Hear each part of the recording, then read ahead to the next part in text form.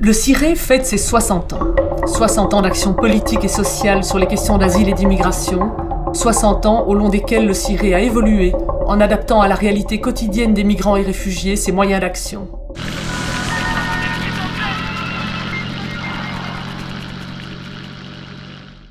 Dans l'après-guerre, la Belgique a besoin de main-d'œuvre pour se reconstruire. Alors, elle ouvre grand les bras aux migrants. D'abord au coup par coup, selon les besoins des employeurs, puis par une réelle politique d'immigration économique au début des années 60. Les premières conventions bilatérales sont signées avec l'Italie, l'Espagne, la Grèce, la Turquie et le Maroc. L'Italie, la Grèce, l'Espagne étaient des pays qui étaient dans des dictatures fascistes ou qui l'avaient été. Et donc un certain nombre de travailleurs qui ont été engagés en Belgique, un bon nombre d'entre eux ont migré pour sortir soit de la clandestinité, soit des conditions politiques qui étaient les leurs, et étaient en Belgique sans avoir de statut de réfugié. Mais les organisations syndicales étaient extrêmement attentives à ces travailleurs parce que c'était la future reconstruction possible d'une démocratie dans leur pays. La Belgique accueille les travailleurs immigrés, mais aussi les réfugiés politiques, en signant la Convention de Genève en 1953. À cette époque-là, c'est le Haut Commissariat des Nations Unies pour les réfugiés qui traite les demandes d'asile. Cette différence entre réfugiés et travailleurs migrants importe peu à cette époque. Notamment parce que l'État n'assure aucune prise en charge des réfugiés. Donc, soit les étrangers travaillent, soit ce sont les œuvres qui s'occupent d'eux. Mais que faire sans argent? Faire venir des réfugiés, les loger, les nourrir, avec quoi? L'État, consulté, ne voulut offrir des permis de séjour qu'à des conditions draconiennes. Il fallait que nous assurions, jusqu'à la mort des réfugiés, logement, nourriture, habillement, médicaments, opérations chirurgicales, séjour en clinique et que jamais aucun pouvoir public ne soit sollicité. Jusqu'à la mort, même jusqu'à l'au-delà, il était prévu que l'aide aux personnes déplacées s'engageait à fournir le cercueil. Statut de séjour en poche, les étrangers trouvent facilement du travail. Travail qui constitue leur premier facteur d'intégration. Mais il leur faut aussi apprendre la langue et se familiariser avec la société belge dans laquelle ils doivent s'insérer. C'est dans ce contexte et à cette fin que naît le Centre d'initiation pour réfugiés politiques, en abrégé le CIRE, à l'initiative de différentes associations, des syndicats et de la Fédération des industries de Belgique. Et fait marquant, durant les 30 premières années de l'association, les grands ministères de l'État et le HCR y sont représentés en tant qu'observateurs avec voix consultative dans les instances. Une manière efficace de tenter de traiter directement les problèmes rencontrés par les étrangers.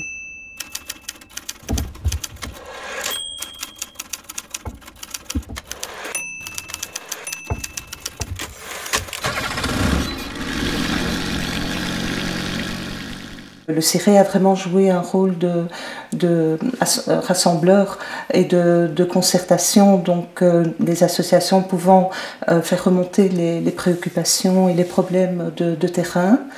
Et ensemble, avec d'autres membres, on a pu avancer dans la résolution de ces problèmes-là au sein de ce qu'on appelait les concertations ou des groupes de travail auxquels d'ailleurs participaient au début des représentants des autorités, Affaires étrangères, ministère de l'Emploi, de la Santé. Et donc là, on avait déjà en fait une écoute. Je pense qu'on avait à l'époque une écoute par rapport aux problèmes de terrain. Le CIRE est amené à jouer un rôle de coordination de l'accueil des réfugiés dans différents centres. D'abord pour les Hongrois, ensuite pour les Yougoslaves et plus tard les Latino-Américains. Rapidement, le CIRE développe des cours de français pour les immigrés et c'est la naissance de l'école du CIRE. Je mettrai en premier les cours de français parce que c'est aussi loin que je me rappelle, il y en a eu et c'était fondamental pour les gens qui arrivent à n'importe quel moment de l'année de pouvoir suivre un cours de français, de pouvoir s'intégrer par la langue. Je trouve que c'est essentiel. Puis, au fur et à mesure que les obstacles et problèmes surviennent pour les étrangers, les activités se diversifient. Face à la réalité de son action de terrain, le CIRE change de nom en 1961 pour devenir le Centre d'initiation pour réfugiés et étrangers. Des étrangers qui vont se trouver face à la montée d'une crise économique qui va engendrer pour eux des difficultés importantes. Et la crise du pétrole va déclencher une crise économique majeure et désarticuler la plupart des appareils de production dans la partie occidentale du monde, donc, notamment en Europe. Et du coup, un certain nombre de travailleurs sont surnuméraires dans les pays qui les utilisent. L'État belge décide alors de stopper l'immigration économique. Pour les travailleurs qui sont là et sans statut de séjour, les syndicats négocient une régularisation. À partir de ce moment-là, le doute s'installe. Les réfugiés sont vus comme des migrants économiques dont on ne veut plus tant que ça en Belgique. La question de leur intégration se pose plus que jamais. Le CIRE continue donc à donner ses cours de français sur tout le territoire et développe son rôle de coordination et d'interpellation. Les réunions de concertation avec les partenaires et les pouvoirs publics deviennent des commissions thématiques qui débouchent sur des revendications et des interpellations. On le voit, dès le début, les bases du CIRE actuel sont là.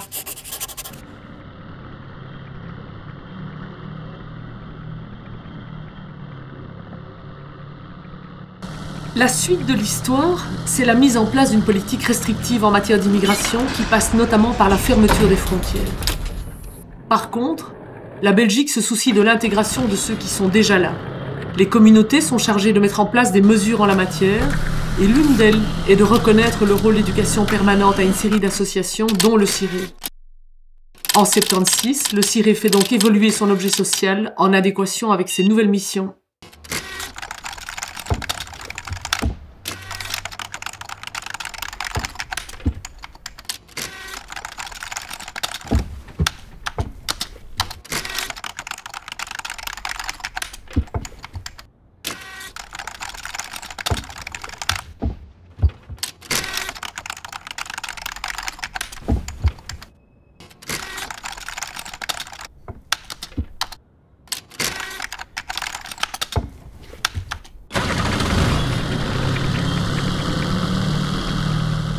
À cette époque, un conseil consultatif des immigrés est créé, mais ces avis ne seront pratiquement jamais suivis.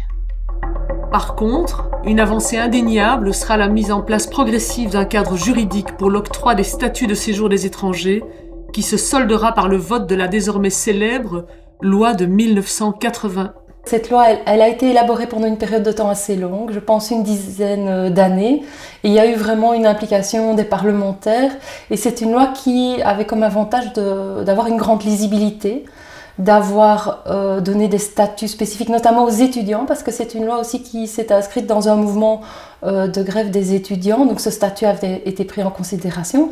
Et donc évidemment, par rapport à l'époque antérieure où il y avait certes une loi, mais c'était une loi de police des étrangers qui conférait donc à l'administration un grand pouvoir discrétionnaire donc d'appréciation cas par cas sur les demandes de migration. Ici, on se trouve face à un cadre qui définit des conditions précises pour l'octroi des droits et donc il y a vraiment ce qu'on appelle, comme juriste, une sécurité juridique, c'est-à-dire les gens savent que s'ils remplissent telle ou telle condition, ils auront le droit de venir comme étudiants ou dans le cadre du regroupement familial, par exemple. Et donc, pour moi, cette loi, c'est vraiment un événement positif. Jusqu'au début des années 80, l'aide et l'accueil des réfugiés reposent encore largement sur les associations et le bénévolat. Disons qu'il y avait différents homes gérés par différentes associations pour accueillir des personnes qui n'avaient droit à rien. Et puis petit à petit, l'État s'est quand même engagé puisqu'il y a aussi eu l'accueil de contingents, de quotas, on peut dire, voilà, notamment en Sud-Est asiatique, etc. Mais donc il n'y avait pas vraiment d'implication dans des structures d'accueil. Donc c'était quand même un peu la débrouillardise des associations.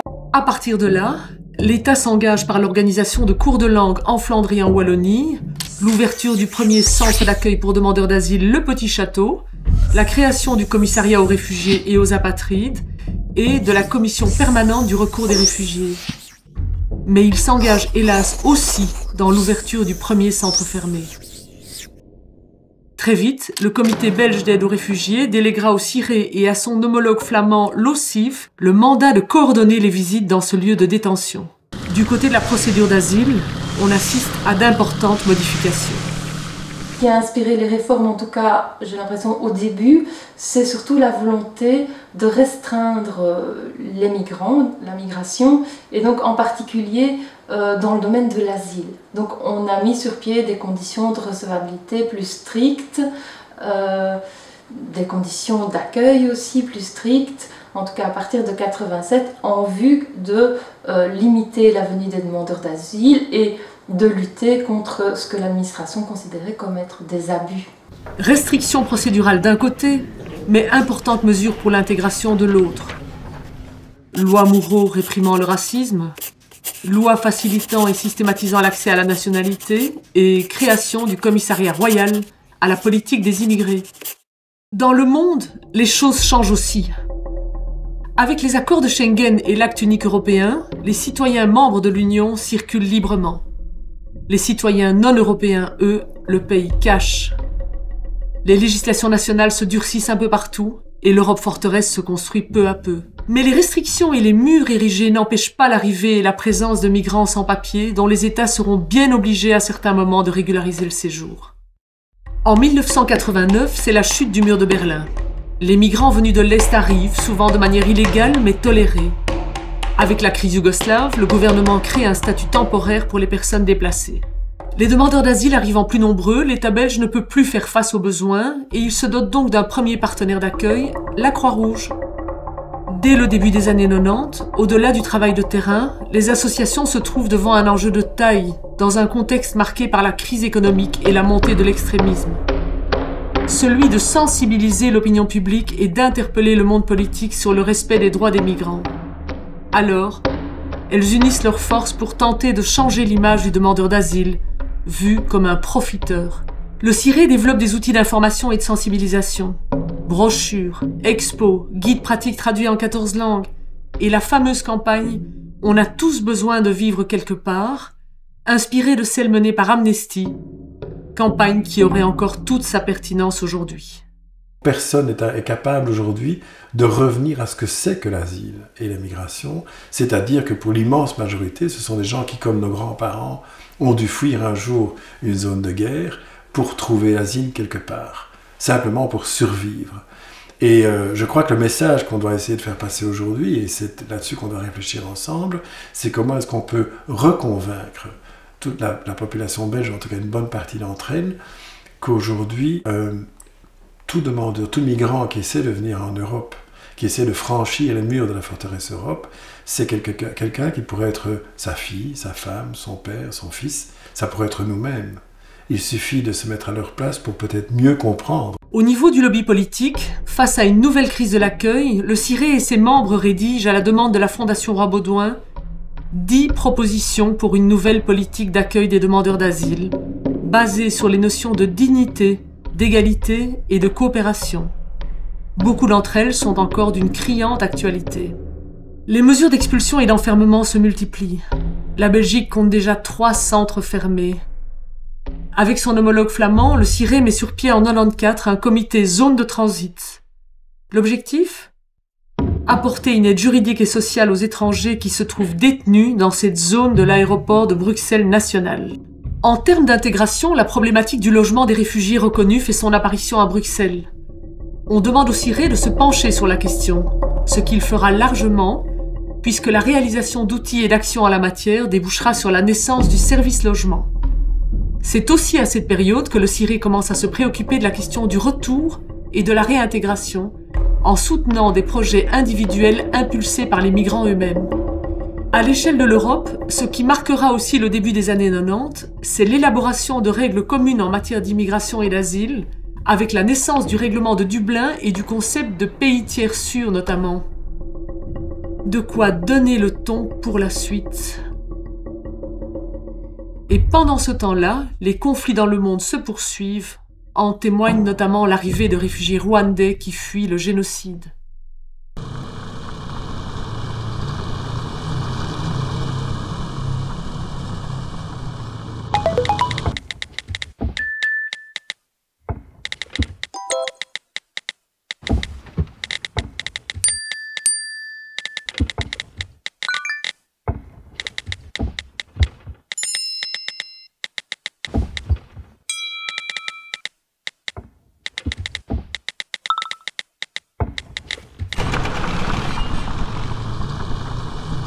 La tendance se confirme.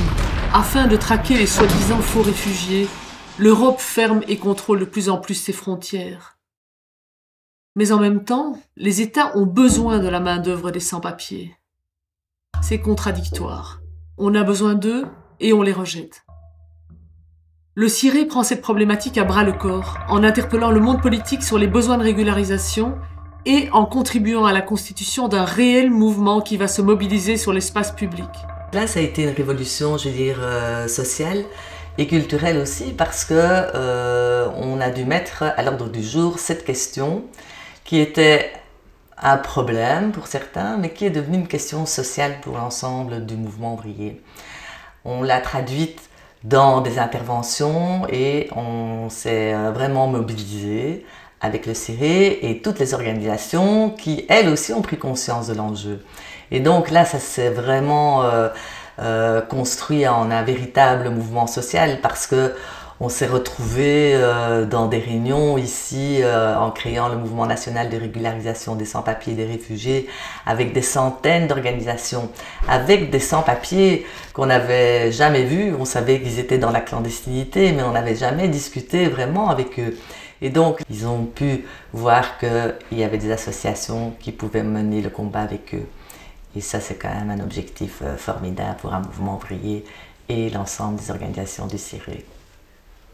Toutes ces mobilisations déboucheront en 2000 sur une grande opération de régularisation. Des centaines de permanences sont organisées par tous les acteurs du secteur pour aider les sans-papiers dans leur démarche. Au total, 60 000 personnes vont introduire une demande et 42 000 d'entre elles obtiendront un titre de séjour. S'il est un autre grand moment de mobilisation, c'est lorsqu'une jeune Nigériane, Semira Adamu, trouve la mort lors de son expulsion, étouffée avec un coussin par les gendarmes qui l'escortaient. C'était en 1998. Une commission parlementaire émet des recommandations pour qu'un tel drame ne se reproduise pas. Mais le CIRE dénonce surtout l'absurdité de vouloir prévenir la violence des expulsions qui le sont par essence même. Tous les problèmes posés par la détention et l'expulsion des étrangers seront analysés et dénoncés par le biais du groupe de visiteurs en centre fermé. La collaboration entre le Jesuit Refugee Service et le CIRE remonte quasiment à la création du JRS au début des années 2000 et elle s'est principalement matérialisée dans un grand projet qui est celui du groupe Transit. Donc le groupe Transit, c'est ce rassemblement informel de l'ensemble des visiteurs des ONG dans les centres fermés. Et je dirais que c'est avant tout un lieu de partage, un lieu d'échange où se sont vécues des fortes solidarités, un lieu de formation et puis finalement le fer de lance de toute une série d'activités de sensibilisation et d'advocacy. À cette période, on espère que la procédure d'asile évolue pour devenir plus qualitative et plus humaine. Espoir vain. La Belgique s'enfonce dans ses contradictions. Entre respect des droits humains et lutte contre l'immigration, ce que les associations ne manqueront pas de dénoncer dans leur livre noir de la politique d'asile en Belgique. Du côté de l'accueil des demandeurs d'asile, les choses bougent.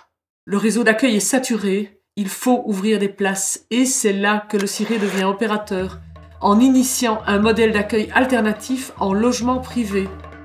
C'était une opportunité effectivement pour le CIRE et ses membres de proposer un modèle d'accueil auquel on croyait déjà depuis quelques années, et notamment Caritas avait déjà ouvert en 93 des logements de transit pour des personnes reconnues réfugiées, pour les accueillir suite au problème d'accès au logement. Pour nous, c'est un modèle qui peut garantir justement une autonomie pour les personnes, le respect de la vie privée des gens, donc les gens peuvent s'organiser comme ils le souhaitent, ils sont autonomes, ils s'organisent. Et il y a aussi cette difficulté que dans les structures collectives, les gens restaient trop longtemps. Et donc il y a une forme de déresponsabilisation de la personne. À cette période, le CIRE change encore de nom pour devenir la Coordination et Initiative pour réfugiés et étrangers. Mais l'habitude est prise, ça restera le CIRE. Un CIRE qui verra dès la fin des années 90 ses activités de sensibilisation évoluer et se développer, coproduction d'une pièce de théâtre, campagnes et expositions interactives dont le concept va s'exporter à l'étranger. 11 septembre 2001. C'est certain, il y aura bien un avant et un après. Se mettant à penser que l'intégration des étrangers est un échec, les États européens se ferment sur eux-mêmes et se centrent sur la lutte contre l'immigration clandestine. Et ils sont décidés à le faire ensemble. Les obstacles vont alors se multiplier pour entraver la route des migrants vers l'Europe. Externalisation de l'asile, accords de réadmission, interception en mer, etc. Chez nous, début des années 2000, les demandeurs d'asile sont nombreux. Et parce que le CGRA décide de traiter en priorité les dossiers les plus récents, certains vont attendre des années pour obtenir une réponse. En 2003, on assiste à plusieurs mouvements de protestation. Ce sont surtout des Iraniens et des Afghans qui occupent églises et universités et entament des grèves de la faim. Des combats qui mettent en lumière les dysfonctionnements de la procédure d'asile belge, procédure qui sera profondément réformée 2 ans plus tard, sous l'œil attentif des associations. La nouvelle loi est adoptée en 2006, en n'ayant pris en compte qu'une petite partie de nos critiques et recommandations. Point positif quand même cette année-là, la mise en place du statut de protection subsidiaire pour les personnes qui fuient la guerre, mais qui ne rentrent pas dans les critères de la Convention de Genève.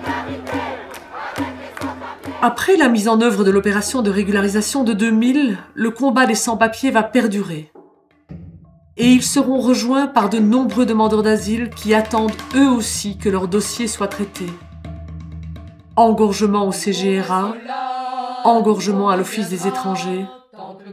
Les associations réunies au sein du Forum Asile et Migration passent à l'action pour protester contre cette lenteur administrative. Au terme de multiples actions et d'un lobby intense, la régularisation pour longue procédure d'asile sera acquise en 2003, mais via un engagement du ministre et de l'Office des étrangers qui ne sera, pendant tout un temps, écrit nulle part, sauf sur le site web du CIRE auquel se référera même un arrêt du Conseil d'État. Mais à peine 5 ans après l'opération de régularisation de 2000, le constat est là. Il y a de nouveaux sans-papiers et toujours pas de critères clairs. Certains obtiennent un statut, d'autres pas. Les solutions sont bricolées. Après l'occupation de l'église Saint-Boniface, qui débouchera sur la régularisation de 120 personnes, d'autres occupations émergent. Le CIRE anime à cette époque une plateforme regroupant les syndicats, les mouvements de sans-papiers et les représentants de tous les lieux occupés. Avec le Forum Asile et Migration, le combat reprend. Manif choc, campagne, lobby. Il faudra en arriver à s'imposer chez le Premier ministre avec les syndicats et 4 recteurs d'université pour qu'ils sifflent enfin la fin de la récré et mettent réellement en œuvre la régularisation prévue dans l'accord de gouvernement. En 2009, ça y est, le combat aboutit. Des critères permanents et temporaires sont prévus pour une nouvelle grande opération de régularisation. Et nouvel exploit de politique à la belge, l'instruction précisant les critères de régularisation est annulée, mais quand même appliquée. Et puisque l'opération se déroule dans l'insécurité juridique la plus totale, les associations et les barreaux vont demander à pouvoir monitorer le processus via un comité de suivi.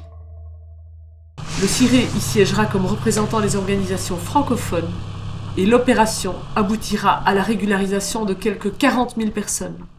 À côté des combats liés à l'asile et à la régularisation, une mobilisation importante se développe contre la détention des enfants en centre fermé. On pense par exemple en 2006 à cet arrêt de la Cour européenne des droits de l'homme qui a condamné la Belgique parce qu'elle avait mis en détention une petite Congolaise de 5 ans, la petite Tabitha, et l'avait renvoyée à Kinshasa alors que la gamine voulait rejoindre sa maman qui était au Canada. C'était l'aboutissement de toute une série d'interventions de la part du monde des ONG pour obtenir l'interdiction de la mise en détention des enfants mineurs. Alors ça ne s'est pas fait du jour au lendemain, il y a eu cet arrêt-là qui a été rendu en 2006, il y a eu cette action de Saint-Nicolas où on avait été visiter le ministre de l'Intérieur de l'époque pour lui remettre des seins d'écolier pour expliquer que finalement, le plus beau cadeau que Saint-Nicolas pouvait faire aux enfants, c'était d'obtenir l'interdiction totale de la détention de ces enfants en centre fermé. L'Europe, elle, poursuit sur sa lancée, notamment en adoptant ce que les associations dans toute l'Europe appelleront la directive de la honte qui permet d'enfermer toujours plus longtemps les étrangers. Et sur le front de l'intégration, le CIRE s'attelle à la mise en place à l'échelle bruxelloise d'une politique d'accueil des primo-arrivants réellement respectueuse et utile pour les personnes. Que ce soit convivial avec les réfugiés, que ce soit à Cap-Migrant, en région Wallonne ou encore au CIRE, notre constat est sur le terrain qu'il est vraiment important d'accompagner les primo-arrivants, qu'ils ont besoin d'accompagnement positif pour leur donner des armes tout simplement pour s'y retrouver, pour amorcer un parcours, un projet de vie, un projet d'insertion sociale, professionnelle. Et donc c'est fondamental. Et dans ce cadre-là, je pense qu'un rôle fondamental du CIRE a été de mettre ça en lumière, notamment à travers cette étude qui est sortie en 2007 et qui mettait en évidence le fait qu'en francophonie, on avait un ensemble d'initiatives éparses qui faisaient du travail de qualité, mais sans, je dirais, vision commune, sans cadre commun imposé, sans cahier de charge commun. Et donc, il pouvait être intéressant que le politique mette en place un tel cadre et donc garantisse finalement à tout primo-arrivant, où qu'il soit, quelle que soit la commune dans laquelle il s'installe, un même bagage minimum de qualité.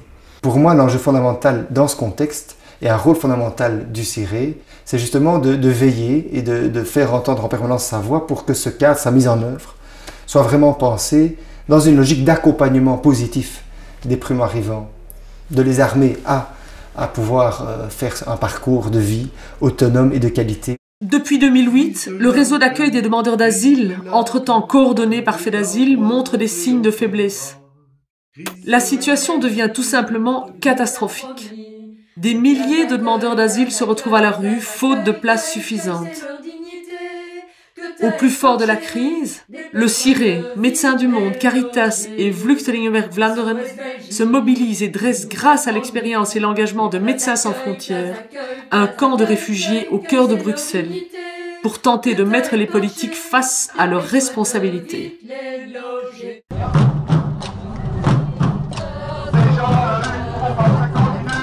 Les associations remettront le couvert avec d'autres partenaires en ouvrant un centre d'hébergement d'urgence SOS Accueil. Et il faudra attendre quelques mois encore pour que cette crise interminable s'achève.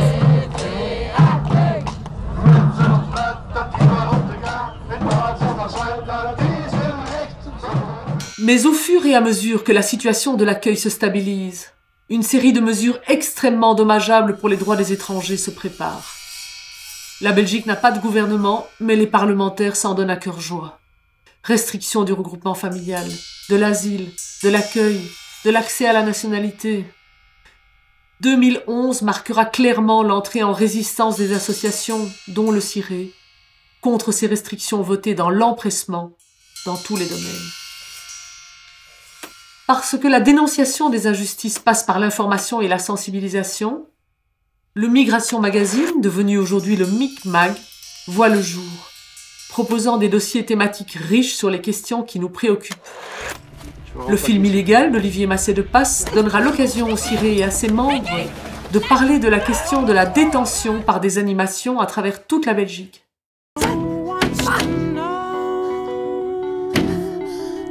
On sait que vous venez de l'Est, que vous avez probablement un fils. On est déjà en train de vous rechercher dans le fichier. Ils vont t'expulser. Je ne sais pas. À côté du travail politique et des luttes, l'association met en place de nouvelles initiatives pour les migrants.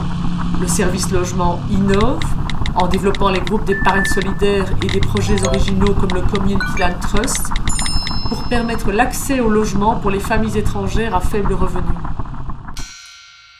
Le service travail équivalence et formation voit le jour, afin d'aider les personnes dans leur démarche socio-professionnelle. Il y a le groupe de Loretta et de Rix qui viennent parler des équivalences au diplôme, parce que quand on a le français, on peut commencer à étudier. Donc nous avons fait des groupes à Solidarité Socialiste pour que Loretta et Rix viennent expliquer bien, et j'étais époustouflée de voir comment ça a provoqué tellement de choses chez ces femmes qui faisaient des ménages depuis des années, et comment comment eux deux sont arrivés à leur faire comprendre que ce qu'ils avaient étudié au pays pouvait leur servir ici, et aussi ce que leurs enfants étudiaient ici, ce que ça voulait dire, ce que ça représentait, essayer de comprendre la vie scolaire de leurs enfants. Le BAPA, bureau d'accueil des primo-arrivants, se met également en place. Des outils comme les cahiers Vivre en Belgique et le site qui les rassemble sont mis à la disposition des migrants et des formateurs qui les accompagnent. Le service d'interprétariat que le CIRE avait repris, consolidé et développé en 2002, prend son envol et devient une association autonome, le CETIS bruxellois. Le CIRE contribue à la naissance du projet SHARE, un espace de débat et de construction d'une parole politique des organisations de migrants. Pendant ce temps-là, la Belgique fait un pas de plus dans la dégradation des droits des migrants. Elle instaure un filtre empêchant les personnes gravement malades d'obtenir un droit de séjour. Elle établit une liste de pays sûrs et met en péril l'aide juridique pour tous. Elle met les Européens à la porte parce qu'ils ont demandé une aide sociale et laisse les familles dites roms en grande précarité à la rue. Elle expulse de jeunes Afghans alors que leur pays est en guerre. L'étau se resserre. Dans ce paysage maussade, tant au niveau belge qu'européen, le CIRE réagit encore et toujours par des actions spécifiques.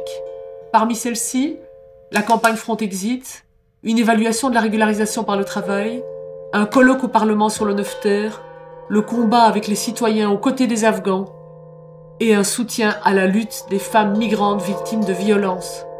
Ce qui est sûr, c'est qu'il va falloir se serrer les coudes. De plus en plus, c'est au travers de coalitions larges que l'action va devoir se penser, et en construisant une autre approche, une autre vision des questions migratoires. Une vision plus ambitieuse et plus cohérente, qui ne tente pas vainement et à grands frais d'endiguer un besoin de mobilité profondément ancré dans la nature humaine, et surtout, une vision plus porteuse de justice sociale et d'humanité, tout en étant économiquement viable.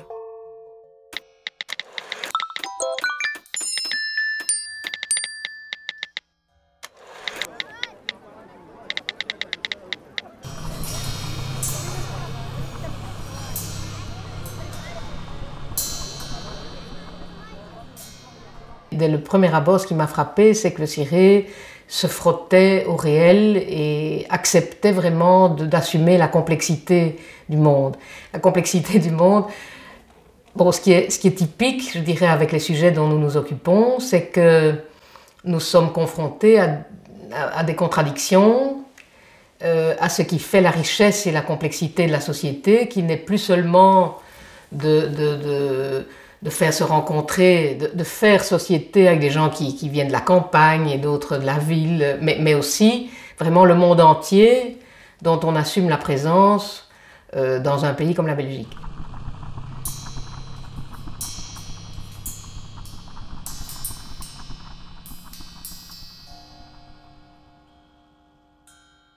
La spécificité du CIRE, c'est qu'elle ne regroupe pas seulement des associations qui défendent les droits des étrangers, les droits des réfugiés, les droits des immigrés déjà, ce ne sont pas toujours les mêmes nuances, mais aussi des représentants du mouvement ouvrier et des organisations syndicales.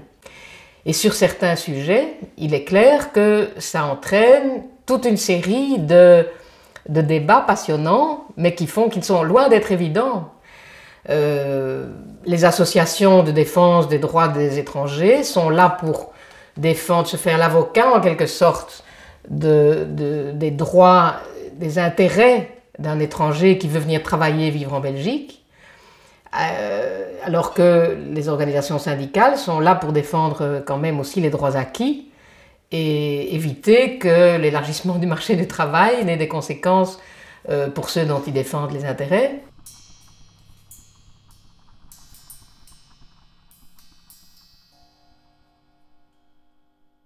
Je pense que ce qui est spécifique, c'est que nous devons à la fois aider les autorités à mieux gérer les questions d'accès au territoire, de stabilité du territoire, de droits des étrangers, question de droit.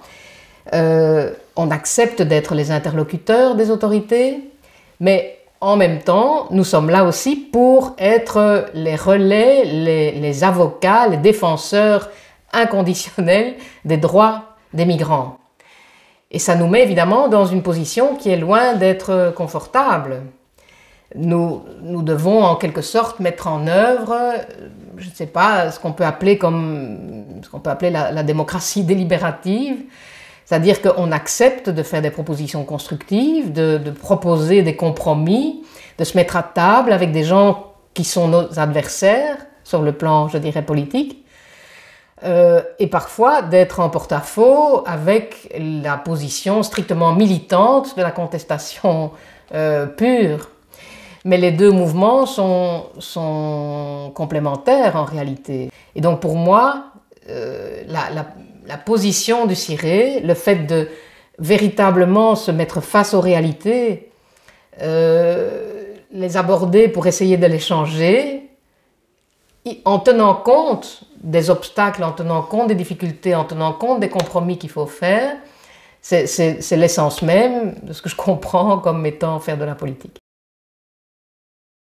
Laissez passer les sans-papiers, les clandestins papiers chagrins, les réfugiés papiers rêvés, et pour de vrai, laissez rester les exilés, venus d'Asie ou d'Érythrée, venus chercher l'humanité.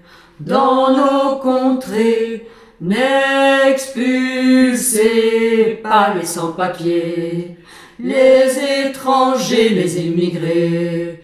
La loi du sol, le droit du sang, c'est consternant. Laissez partir dans un charter les De Winter, les Yorgeider, sans oublier tous les FN. Facteurs de haine, les droits de l'homme pris d'arbitraire, partis élus et fonctionnaires, c'est à vous de les faire exister. Réagissez, des critères clairs et permanents, une commission serait épatant. Des projets de loi nous en avons. Réagissons.